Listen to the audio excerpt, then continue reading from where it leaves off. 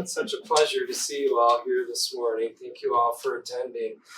I'm going to start with a quote, and just to give you maybe a brief rundown into how the morning's events are going to transpire. We'll start with a short ceremony here honoring Douglas, and then we'll do a short tour of the Heritage Hall, our new Welcome Center, and a tour of the Capitol. And that'll take about an hour or so. And then we're going to head over to the State Historical Center, just a few blocks south and west of here, to pay a visit to our battle flag collection, which is housed at the State Historical Center. You're welcome to join us for all of that or parts of this, and we'd be honored to have you stay with us through the course of the morning. The visit over at the museum, depending on whether you can get me to shut up or not, can take up to an hour and a half. And if you're interested, we can spend even longer than that. But you can stay with us for as little or as much of this as you'd like to. So I'm going to start, if I could, with a quote. To a soldier, a good soldier, the colors of his regiment are a priceless treasure. For their honor, he would submit willingly to any sacrifice. And a stain cast upon them is a stigma upon his own character. In the hour of peril, he will rally round them, heedless of the din of battle, and he considers his life of no value in their defense. And he considers his life of no value in their defense. Frederick Curtenius, Colonel, 6th Michigan Volunteer Infantry Regiment. So I'm Matt Van Acker. I'm the Director Emeritus of the State Capitol Tour, Education and Information Service, and also have the distinct honor of serving as the Director of Save the Flags.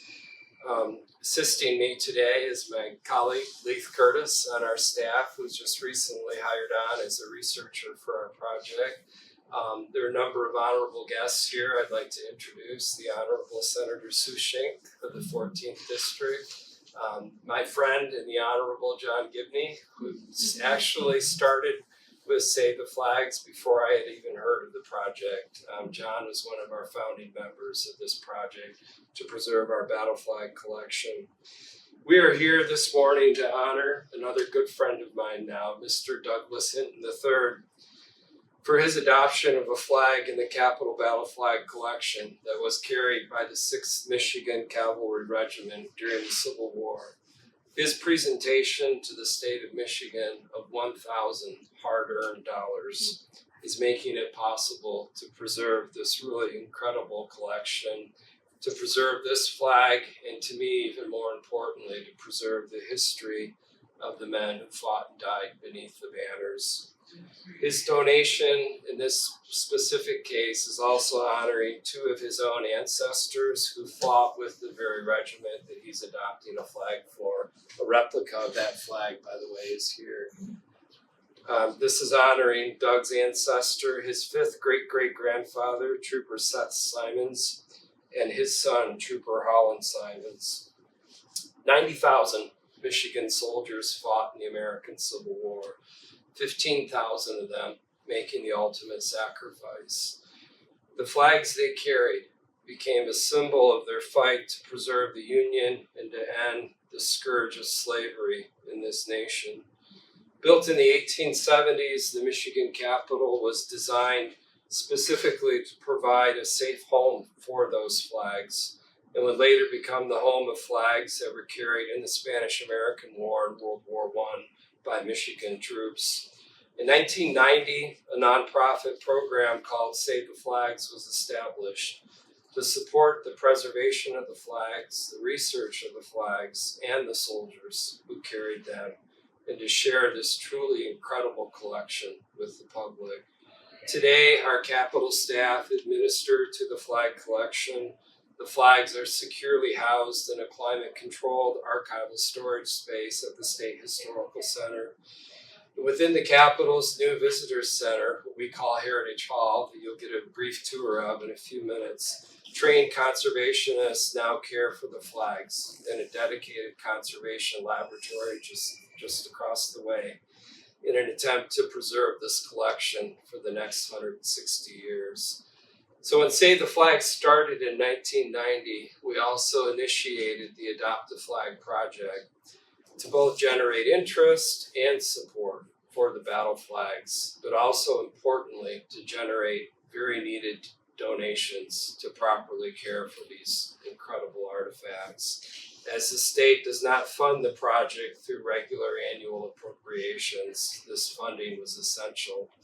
We started with our very first adoption in 1990. John remembers those days. And Doug's adoption today, I'm very proud to report, marks our 210th adoption since 1990.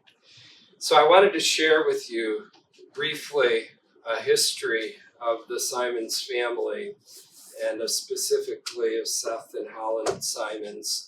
And this thanks to the research of family members that Teresa was able to supply to me. Holland Simons was born in Climax Township, Kalamazoo County in 1843. His parents were Seth and Sarah Gilson Simons. On August 22nd, 1862, Holland was working as a carpenter at a mill located in Galesburg, Michigan, where a recruiter for the Army was giving a speech. Holland joined the Army on that date, and his enthusiasm for the war carried over to his father, Seth, who joined at a later date. Holland Simons is listed in military records as enlisting at the age of 19. Company L of the 6th Michigan Cavalry on August 22nd, 1862. Several men from this area were soldiers in the same regiment. Seth Simons was taken ill while in the Army, discharged early, and never, sadly, regained his health. Holland was mustered in on October 11th, 1862. Holland's military records list him as being engaged in the battles of Gettysburg, the Wilderness, Cold Harbor, and Winchester, besides many minor battles and skirmishes. September 19th, 1864, Holland Simons was stated as being engaged in the Third Battle of Winchester, the most desperately contested battle in the Civil War in the Shenandoah Valley, resulting in more than 9,000 casualties. Holland was listed as one of those casualties. On that date, he was wounded in his leg, which later required the amputation of his leg. Being a carpenter, I found this remarkable. Being a carpenter, Holland made his own wooden leg when he returned to Michigan, and also made legs for the other veterans with the same disabilities. On January 12, 1871, in Pavilion Township, Holland married 22-year-old Josephine Milliman, and they were blessed with 5 children, sons Laverne, Forrest, daughters Bertha, Mabel, and Hazel. Included in the U.S. Census through the next 40 years, Holland is listed as being a carpenter and a builder. During 1882 and 83, he was the 3rd postmaster of the Scots Post Office. Holland was a man of much artistic talent, and many fine pictures were painted by him. One of 2 stage curtains that hung in the Union Hall, bearing a scene of the main street in Scots, was painted by Holland. He was an active member of the Lilly Walter War Post 312 of the Grand Army of the Republic and Post 79 of the Grand Army of the Republic after moving to the city of Kalamazoo, where he lived until his death. While living on Gilbert Street in Kalamazoo, he was elected as the Kalamazoo County Register of Deeds, an illustrious career. The stone erected in Bronson Park, Kalamazoo, in memory of the soldiers of the Spanish-American War was his gift. Holland Simons died at the age of 74 on September 29, 1917, and is buried beside his wife Josephine near the large Civil War Veterans Monument in the Riverside Cemetery in Kalamazoo, Michigan. Pretty hard to sum up an entire life of service in a few minutes, and an entire family's history in a few minutes. By helping us to preserve these flags, and specifically the flag that Holland fought and was wounded beneath, Douglas Hinton III is likewise helping to preserve the history of the men, including Seth and Holland, who fought so bravely and sacrificed their lives and their health to end slavery and to preserve this nation. I'd now like to invite the Honorable Senator Sue Schenck to come up to read and present the executive tribute. Douglas, if you could step forward, please. Thank you. This is very meaningful to me as the senator for the district in which you live and someone who is a little bit familiar with Galesburg and Scots, and then also someone whose ancestors fought in the Union Army, but I don't know as much about my ancestors as you know about yours, so I appreciate you keeping that history alive, not just for you, but for everybody who is interested in what happened and knowing our history. So thank you. So I'm gonna read this to you. It's long. Okay. All right. Mr. Douglas Hinton III and the 6th Michigan Cavalry Regiment Save the Flag program. Let it be known that it is a privilege and an honor to pay tribute to Douglas Hinton III on his adoption of a Civil War battle flag from the Michigan Capitol Battle Flag Collection. As part of Save the Flags, Mr. Hinton has graciously contributed $1,000 to adopt a flag carried by the 6th Michigan Volunteer Cavalry Regiment during the Civil War. The flag being adopted is part of the Michigan Capitol Battle Flag Collection, numbering 240 banners, including flags from the Civil War, the Spanish-American War, and World War I. As part of Save the Flags, a project to preserve the state's collection of historic battle flags, groups or individuals may adopt a flag by contributing to its preservation. Mr. Hinton is contributing not only to the preservation of this flag, but to the preservation of the entire collection. He is helping to preserve not only the banners themselves, but also the memory of the men who fought courageously beneath them, including Mr. Hinton's 5th great-great-grandfather, Private Seth Simmons, and his son, Holland Simmons, who both fought with the 6th Michigan Cavalry Regiment. The adoption of a flag and raising and donating $1,000 is a tremendous accomplishment. Some adoptions represent the fulfillment of a long-term goal for an entire group, family, school, or community. Mr. Hinton has single-handedly accomplished what others have only dreamed of doing. He worked very hard to raise the funds, including some of his prized possessions, thank you, while also volunteering at many historic sites and events, sharing his vast knowledge of the Civil War. He has a keen sense of the importance of keeping alive the past and preserving history, 2 goals he has achieved with the adoption of this flag.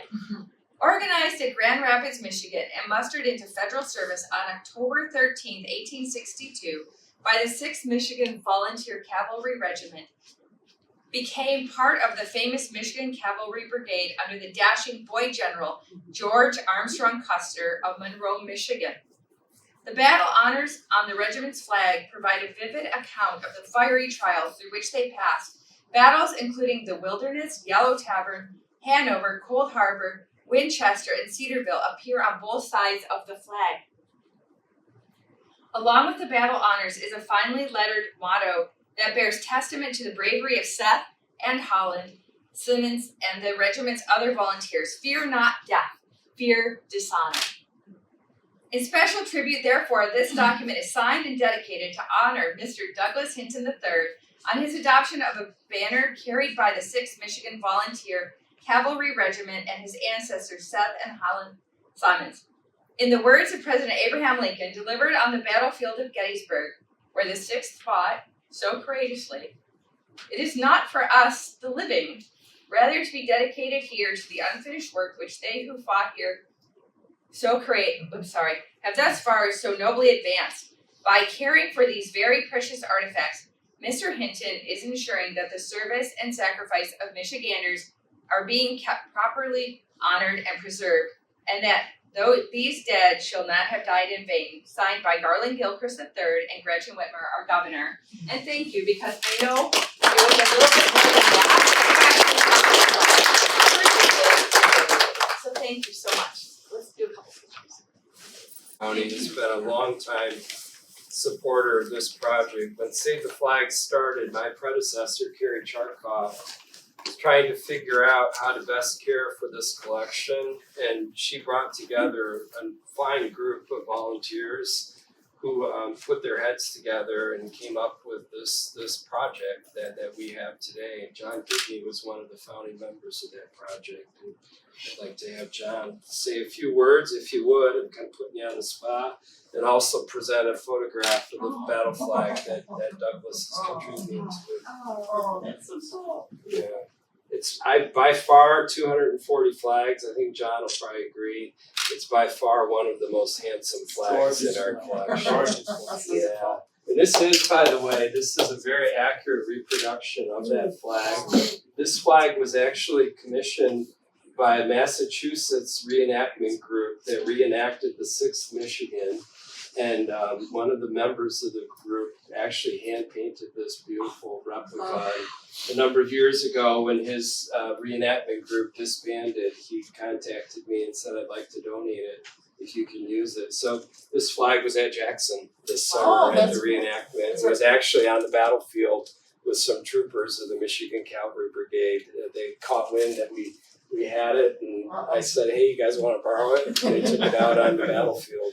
So anyway, John, please. Well, this is going to be hard to get through because this is so personal for me. And this is why. I'm going to pass this around, let everybody see it.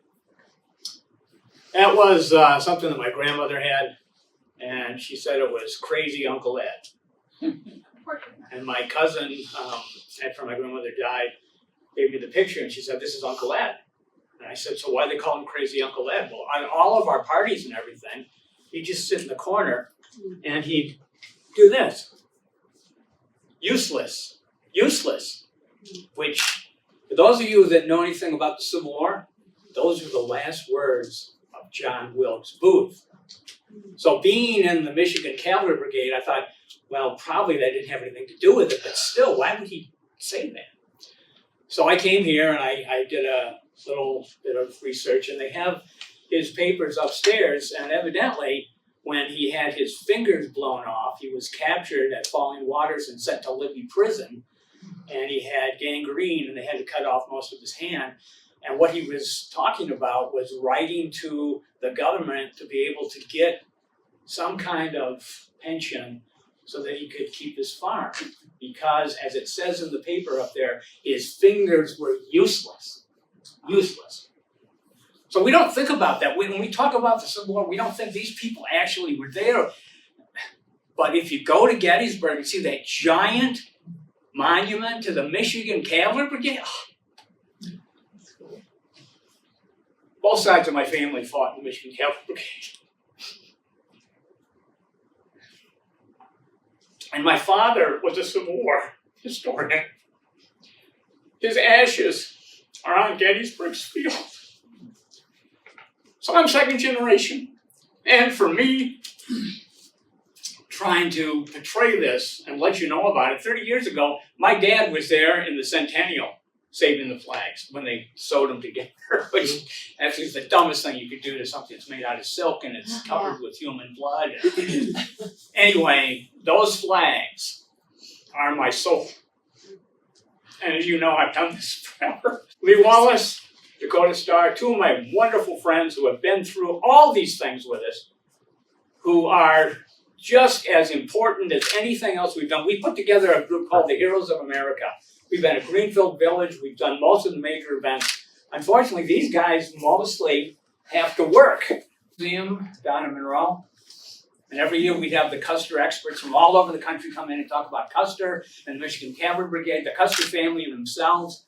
As Matt knows, this is a really important thing to have the actual Custers. And in case you don't know, the Custers, well, they're the #1 search at the Library of Congress. They, of all the books written, Jesus Christ is #1 2,000 years after everybody else, of course. Abraham Lincoln's #2, that makes sense to me. #3 is George Armstrong Custer. Why would these people go after this weird guy wearing a velvet suit and wearing a red tie and leading them into battle? He was out in front of everybody. He was always out in front of everybody. My ancestor was out in front with him when he was shot and captured. These really happened. You know, that's the thing that gets me. People drive by the monuments, they never see them. I was giving a talk to the Attorney General of the United States, Barbara McCann. I can't remember. Anyway, she's on MSNBC quite a bit.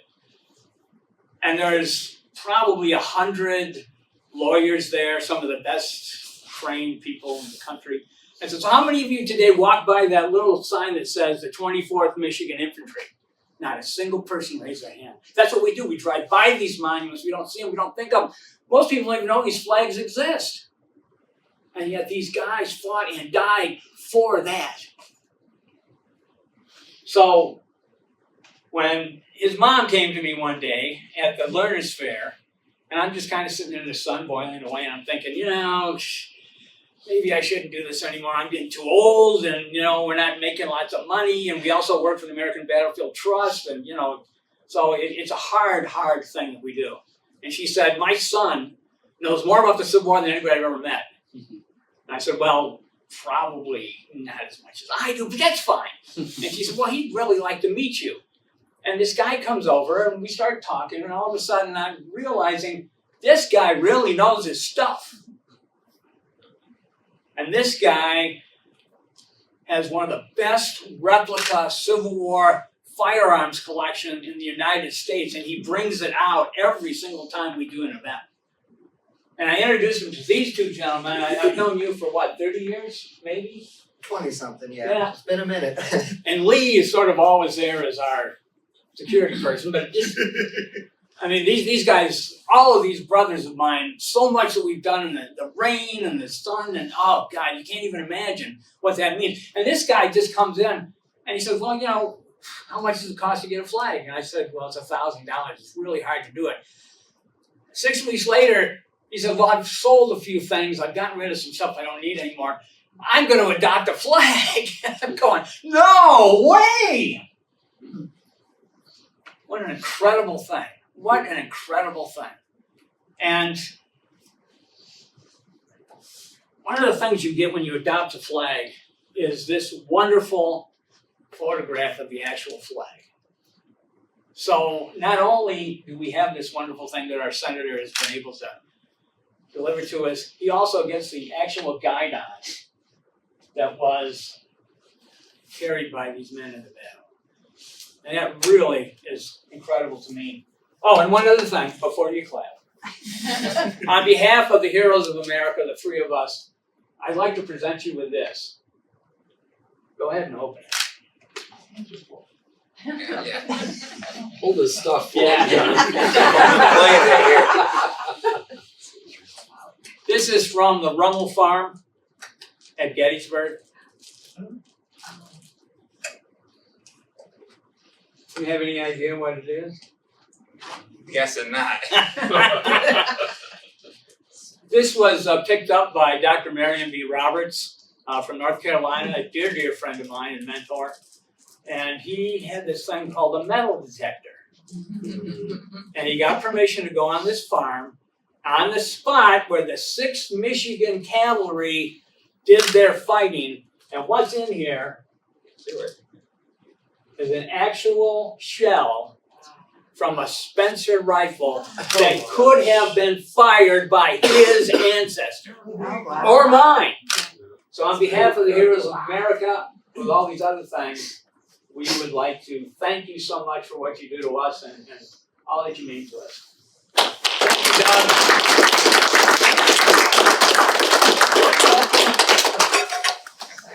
Got one more thing for you, Doug. So, well, a month and a half or so ago, we commemorated a 1909 event that took place at the Capitol when the battle flags, which were originally housed in a military museum, the South Hall, the first floor of the building where Senator Nesbitt's office is now. Those flags were moved out to the rotunda cases where I remember seeing them when I was about your age, maybe a little younger than you, for my first visit to the Capitol. When they moved those flags from the museum to the rotunda, they actually had the veterans of the Civil War, the Michigan regiments, come and assist them in carrying the flags into the rotunda cases. And we have a photograph of one of the groups of veterans out on the front steps of the building. So we reenacted that a month and a half or so ago, and actually had 80 descendants of Civil War veterans from Michigan assist us in carrying the flags into the rotunda. For that occasion, we had some special buttons produced, and this is actually a replica of the buttons that our Michigan officers wore on their uniforms in the Civil War. And the buttons were produced back then by the Waterbury Button Company in Cheshire, Connecticut. The company is still in business today. Oh, that's cool. They used the same design that the original buttons were produced for our Michigan officers' uniforms. So it's my honor to present this, and I would actually pin it on for you if you don't mind. Go right ahead. You don't mind me putting a hole though in your wool jacket? Go right ahead. It's perfect. Yeah, so put it right there.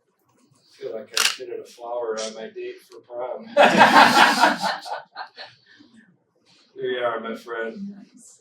Wear it proudly. Oh, I will. Thank you all so very much for attending this morning and taking time out of your busy days to honor this incredible young man. We're so thrilled to be acquainted with him, and I'm so proud to call him a friend. So thank you all very much.